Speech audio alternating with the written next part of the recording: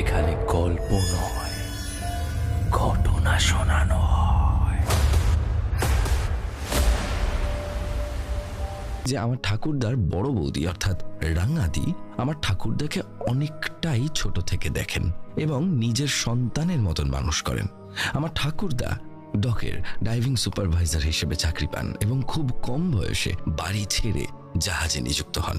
এখানে বলে রাখা ভালো, ঘটনাটা কিন্তু 1950-এর দশকের, মানে দেশ স্বাধীন হওয়ার কিছু পরে। আমি যে সময়ের কথা বলছি সে সময় আমার ঠাকুরদা অবিবাহিত ছিলেন, আর খুব স্বাভাবিকভাবে গরম রক্ত থাকার দরুন এই চাকরিটা উনি খুব একটা অ্যাডভেঞ্চারাস চাকরি হিসেবে মেনে তৎক্ষণাৎ চাকরিতে জয়েন করেন। কর্মসূত্রে দেশ বিদেশের নানান জায়গায় আমার দাদু গেছেন এবং বলা বাহুল্য বাড়ির সবাই দাদুকে নিয়ে যথেষ্ট মাতামাতি করতেন। দাদু মানে ঠাকুরদাই আর কি, কারণ তখনকার দিনের বিলেত ফেরত ছেলে একটু মাতামাতি হবে না তা কি করে হয়। এরকমই এক চাকরি ফেরত দিনের ঘটনা। আমার জাহাজের কমন লিস্ট তাতে দাঁড়িয়েছিলেন এবং জাহাজটি হলদিয়া বন্দরে লাগোয়া করা হচ্ছিল। ঠিক সেই সময় ঠাকুরদা দেখতে পান জলের উপর উল্টো হয়ে একটা লাশ ভেসে যাচ্ছে। ঠাকুরদা মনে মনে বলে ওঠেন, হে কি, কার লাশ ওটা? এরকম চেনা চেনা লাগছে কেন? ওনার এরকম মনে হওয়ার কারণও যথেষ্ট ছিল বটে। রাঙাতি অর্থাৎ ওনার বড় বৌদি ঘন কেশ রাশির অধিকারী ছিলেন, আর সেই এক ঢাল চুল, এবং উনি টার্সেল দিয়ে একটি হাত খোপা করতেন এবং তাতে খুব সুন্দর করে রূপোর কাটা গুঁজে সেই খোপা সাজাতেন। এছাড়া শাড়ির নকশা, গায়ের গয়না, এগুলো বেশ পরিচিত ছিল আমার ঠাকুরদার। আর ওই লাশটা রাঙাদির ভাবা মাত্র দাদুর মাথায় আকাশ ভেঙে পড়ে। এদিক ওদিক না তাকিয়ে আর কোনো রকম প্রজল্প না করে দাদু তৎক্ষণাৎ জাহাজ থেকে নেমে একটি ইয়েসদি মোটর সাইকেলে করে নিকটবর্তী লক গেটে গিয়ে পৌঁছান। সেখানে পৌঁছে আরো বড় একটি ধাক্কা পান। সেটি এরকম যে ওখানকার ডোমদের জিজ্ঞাসা করাতে তারা বলে বিগত কয়েক মাসে মানুষ তো দূর, কোনো পশুর লাশও ভেসে আসেনি। কিন্তু দাদু স্পষ্ট একটি লাশকে ভেসে যেতে দেখেছেন। এর পরের দিনকেই দাদু বাড়ি ফেরেন এবং যথারীতিভাবে বাড়ির মানুষদেরকে জিজ্ঞাসা করেন তার আদরের রাঙাদির ব্যাপারে। খুব অবাক করা বিষয় হলো যে বাড়ির একটি লোকও বলতে পারলেন না উনি কোথায়। খালি এইটুকু তথ্য দাদুর হাতে এলো যে রাঙাদি সপ্তাহখানেক আগে ঝগড়া করে কাউকে কিচ্ছু না জানিয়ে রাতের অন্ধকারে এক কাপড়ে বাড়ি ছাড়েন। তারপর থেকে তার আর কোনো খোঁজ পাওয়া যায়নি। পুলিশি তদন্ত হয়েছে, কিন্তু তা সত্ত্বেও তার কোনো খোঁজ মেলেনি। রাঙাদির এই অকস্মাৎ হারিয়ে যাওয়া দাদু মেনে নিতে পারেননি। বোধহয় মন কুডাক ছিল যে হয়তো তার আদরের রাঙাদি আর কোনোদিন ফিরবে না। এরপর দাদু মাস তিনেকের জন্য সুদান নামক একটি দেশে চলে যান। ফিরে এসে দাদুর বিয়ে ঠিক হয়। এখানে আমার ঠাকুমার বাপের বাড়ির একটু বর্ণনা দিই। আমার ঠাকুমা লেবুতলা পার্ক, বা যেটাকে আমরা আজকের দিনে সন্তোষ মিত্র স্কোয়ার বলে চিনি, অর্থাৎ শিয়ালদার নিকটবর্তী অঞ্চলের মেয়ে। ছোটবেলা থেকেই শহর অঞ্চলে বড় হওয়ার কারণে ভূত বা অপ্রাকৃতিক প্রসঙ্গে ঠাকুমা কোনোদিনই জড়াননি। হয়তো তাই পরবর্তীতে ওনার সাথে যেটা ঘটতে চলেছিল তার জন্য উনি প্রস্তুত ছিলেন না। বিয়ের পর কেটে যায় বেশ কিছু বছর। দাদু হোম স্টেশনে পোস্টিং নিয়ে নেন, কারণ আমার জ্যাঠা তখন ছোট এবং পিসি ঠাকুমার কোলে, আর আমার বাবারও তখন জন্ম হয়নি। এরকম অবস্থায় দাদুর মনে হয়েছিল যে দেশে বিদেশে ঘুরে বেড়ানোটা ঠিক হবে না। তাই সে নিজের দেশেই পোস্টেড হলেন, যাতে করে পরিবারকে সময় দিতে পারেন। ওইখানে আরেকটা কথা বলে রাখি, ঠাকুরদার বিয়ের বেশ কিছু বছর পর রাঙাদির বর অর্থাৎ ঠাকুরদার বরদা মারা যান এবং ওনারা রাঙাদির যে ঘরটি নিচতলায় ছিল তাতে তালা মেরে দেওয়া হয়। ঠাকুমা তখন উপরের ঘরে থাকতেন। আমার ঠাকুরদা বরাবরই ভীষণ চাপা স্বভাবের মানুষ, তাই ওনার সাথে ঘটে যাওয়া বেশিরভাগ ঘটনাই উনি কাউকে বলতে চাইতেন না। এক কনকনে শীতের রাত, ঠাকুরদা বাড়ি ফিরছেন বেশ রাত করে। আগেকার দিনের মফস্বল অঞ্চল হওয়ার দরুন খুব তাড়াতাড়ি পরিবেশ নিস্তব্ধ হয়ে যেত। ঠাকুমা অপেক্ষা করতে করতে কখন যেন চোখটা লেগে যায়। ঠাকুরদা বাড়ি ফেরেন, দরজা ধাক্কান, চিৎকার করে বহুবার ডাকাডাকি করেন, কিন্তু কোনো কিছুতেই কিছু হয় না। ইতিমধ্যে ঘুমন্ত ঠাকুমা হঠাৎ বন্ধ দরজায় সজোরে আওয়াজ পেয়ে ধরধর করে উঠে বসেন। তারপর উনি শুনতে পান যে নিচ থেকে অর্থাৎ একতলা থেকে দাদু হাঁক দিচ্ছেন, ওই গো, আরে কখন থেকে দরজা ধাক্কাচ্ছি, খুলছো না যে? ঘুমিয়ে পড়লে নাকি? কি যে করে, ঠান্ডার মধ্যে দাঁড়িয়ে রয়েছি কখন থেকে। দাদু তো নিচতলা থেকে চিল্লাচ্ছেন, তাহলে দোতলার দরজায় ধাক্কা দিল কে? ঠাকুমা এবার কোনো মতে সম্বিত ফিরে পান। হ্যারিকেনটা নিয়ে, তখন আমাদের বাড়িতে বিদ্যুৎ আসেনি, আস্তে আস্তে ঘরের দরজাটা খুলে সিঁড়ির দিকে এগিয়ে যান।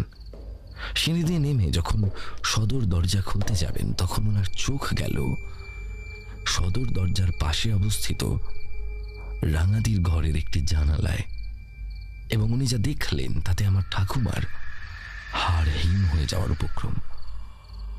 উনি দেখলেন রাঙাদি জানলার রড ধরে দাঁড়িয়ে রয়েছেন এবং কটমট করে এক দৃষ্টিতে আমার ঠাকুমার দিকে তাকিয়ে বলছেন, খোকা কখন থেকে দাঁড়িয়ে আছে বউ? দরজা খুলতে এত দেরি হলো কেন? আমার ঠাকুমা ওই জানলাটার দিকে তাকিয়ে কোনো মতে দরজাটি খুলে প্রায় সঙ্গে সঙ্গে অচৈতন্য হয়ে পড়েন। জ্ঞান ফেরে জলের ছিটে আর ঠাকুরদার ডাকে। জ্ঞান ফেরার সাথে সাথেই ঠাকুরদাকে ঠাকুমা জানান যে রাঙাদি জানালায় দাঁড়িয়েছিলেন এবং ওনাকে ভয় দেখিয়েছেন, কিন্তু অবাক করা বিষয় হচ্ছে দরজাটিতে বাইরে থেকে তালা বন্ধ করা এবং ঘরের প্রতিটি জানালা ভিতর থেকে বন্ধ করা। ওই দরজা খুলে ভিতরে ঢুকে জানলাগুলো না খুললে কোনো দিনই জানলা খোলা সম্ভব না। তবুও ঠাকুমার মনের শান্তির জন্য ঠাকুরদার দরজা খুলে ভিতরে গিয়ে সবটা দেখে আসেন।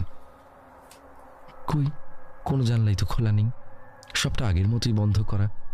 ঠাকুরদা বললেন, তুমি কিছু ভুল দেখেছ। এই বলে উনি ব্যাপারটি ওখানেই চাপা দেওয়ার চেষ্টা করেন, কিন্তু এই ব্যাপারটা চাপা দেওয়ার মতো বোধহয় নয়। তিনি সেটা তখনও বোঝেননি।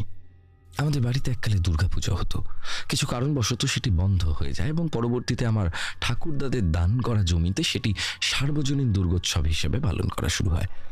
দুর্গাপুজোর যে ঠাকুরমশাই ছিলেন, সে পুজোর কটা দিন আমাদের বাড়িতেই থাকতেন। এরকম এক দুর্গাপুজোর সময় ঠাকুরমশাইকে শুতে বলা হলো ওই বন্ধ থাকা ঘরটিতে। বিশ্বাস করবে না গৌরব, এক রাত পুরো ঠাকুরমশাই ঘুমোতে পারেননি। হয় কেউ বালিশ টেনে ফেলে দিচ্ছে, নয়তো কেউ টর্চ টেনে ফেলে দিচ্ছে, নয় ঠাকুরমশাইয়ের গায়ের চাদর তুলে দেওয়া হচ্ছে, খুলে নেওয়া হচ্ছে চাদরটা গা থেকে। কিছু না কিছু জ্বালাতন ঠাকুরমশাই সমানে অনুভব করে গেছেন সারা রাত ধরে।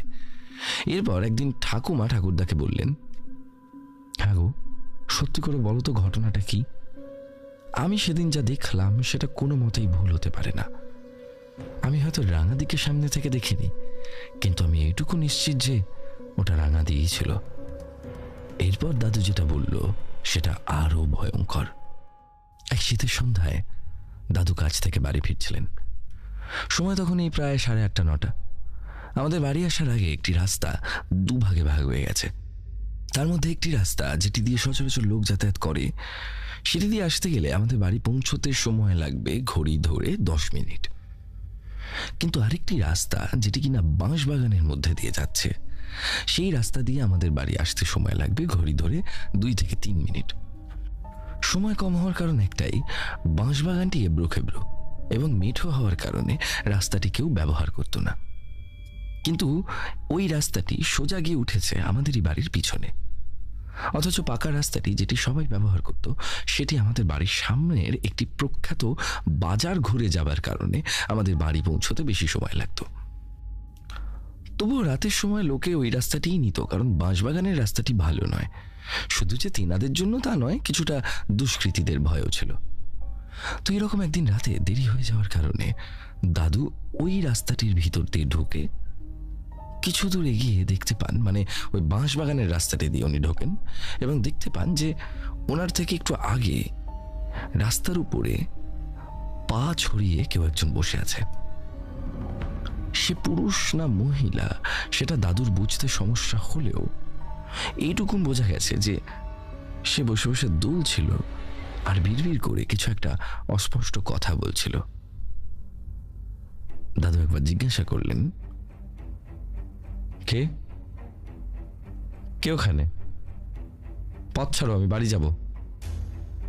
সে ব্যক্তির কোন রকম নড়নচড়ন না দেখে দাদু নিজের সাইকেলটা দিয়ে তার পায়ের মধ্যে একটা গুঁতো মারল।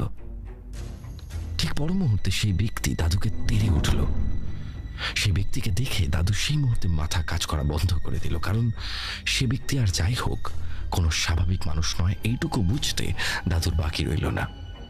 তার গায়ের রং বরফের মতো সাদা, চোখের মনি বলতে কিছু নেই।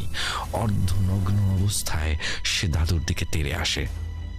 দাদু কোনো মতে সাইকেল চালিয়ে বাড়ি যায় এবং পাড়ার কিছু ছেলেদের নিয়ে ওই বাঁশবাগানে গিয়ে তল্লাশি চালায়, কিন্তু কিছুই খুঁজে পাওয়া যায় না। দাদু বলতেন এরপর থেকে উনি যখনই ওই মোড়টা পার করতেন তখনই দাদুর মোটর সাইকেলে কেউ একজন এসে বসত এবং ঠিক বাড়ি ঢোকার আগের মুহূর্তে সে নেমে যেত এবং দাদু তখন নাকে একটি গন্ধ পেতেন, যেটি খুবই চেনা পরিচিত এক গন্ধ দাদুর মনের বিশ্বাস ছিল যে তার আদরের রাঙাদি সারা রাস্তা তাকে আগলে নিয়ে আসতেন। সুতরাং সেদিন দরজা খোলাতে দেরি হওয়ায় ঠাকুমাকে শাসন করতে রাঙাদি যে তাকে দেখা দিয়েছিলেন সেটা অবিশ্বাস্য কিছু নয়। আর দাদু এও বলেন যে ওই ঘর বেশি দিন বন্ধ রাখা যাবে না। এরপরে ঠাকুমা এবং ঠাকুরদা ওই ঘরে নিজেদের জিনিসপত্র নিয়ে পাকাপাকি ভাবে চলে এসেছিলেন। আজ দুজনের কেউই বেঁচে নেই, তবে ওই ঘরে আমার জ্যাঠা আর জেম্মা থাকেন, অর্থাৎ আমার ঠাকুরমা ঠাকুরদার বড় ছেলে এবং বড় ছেলের বউ। তো এরপর থেকে গৌরব মাঝে মধ্যেই বাড়ির অনেকে অনেক সময় রাঙাদিকে দেখেছেন। তবে রাঙাদির চলে যাওয়াটা বড় অদ্ভুত। ওই যে আগের ঘটনায় বলেছিলাম যে মাকে দেখার পর আরেক দিন উনি আমার ঠাকুরদাকে দেখা দিয়েছিলেন, তারপর চলে গেছেন। সেই ঘটনাটা কিছুটা এরকম। আমাদের বাড়িতে সামনে এবং পিছনে দুটি পুকুর আছে। একবার নতুন মাছের চারা ছাড়া হবে বলে পুকুরের জল শুকোনোর সিদ্ধান্ত নেওয়া হলো, যাতে করে নতুন করে পুকুরের সার দিয়ে পুকুরকে উর্বর করে তোলা যায়। যেরকম ভাবে সেরকম কাজ, পুকুরের পাম্প লাগানো হলো, সেই পাম্প দিয়ে জল ফেলা হলো। রাত্রে যখন জলের সীমা প্রায় শেষের দিকে তখন পাম্পটিতে একটি বজবজ করে আওয়াজ হতে লাগলো। সে আওয়াজ পেয়ে আমার দাদুর ঘুম ভেঙে যায় এবং টর্চ হাতে নিয়ে সে দেখতে পায় যে পাম্পটিতে কিছু আটকালো কিনা। পুকুর পাড়ে গিয়ে দাদু যখন পাম্প পর্যবেক্ষণ করছেন তখন উনি দেখলেন পুকুরের ওই পাশে পাঁচিলের ধার ঘেঁষে দাঁড়িয়ে রয়েছেন রাঙাদি। মুখে এক অদ্ভুত প্রশান্তি, তার যেন সব রকম সুখ ওনার পাওয়া হয়ে গেছে। এবার ওনার বিদায় নেবার পালা। আর সত্যি বলতে গৌরব হলো তাই। ঠাকুরদা ওনাকে শেষবারের মতন দেখে আমার জ্যাঠাদের অর্থাৎ ওনার সন্তানদেরকে বলেন ওনার গয়ায় গিয়ে পিণ্ডি দান করতে। অপঘাতে মৃত্যু হওয়ার কারণে নির্দিষ্ট কিছু জায়গায় পিণ্ডদান করতে হয়। প্রক্রিয়াটি শেষ হওয়ার পরে রাঙাদিকে আমরা আর কোনোদিনও দেখিনি। তবে এটা ঠিক উনি যেখানেই থাকবেন আমাদের পরিবারকে চিরকাল আশীর্বাদ করবেন। এই ছিল গৌরব রাঙাদির বাকি ঘটনা।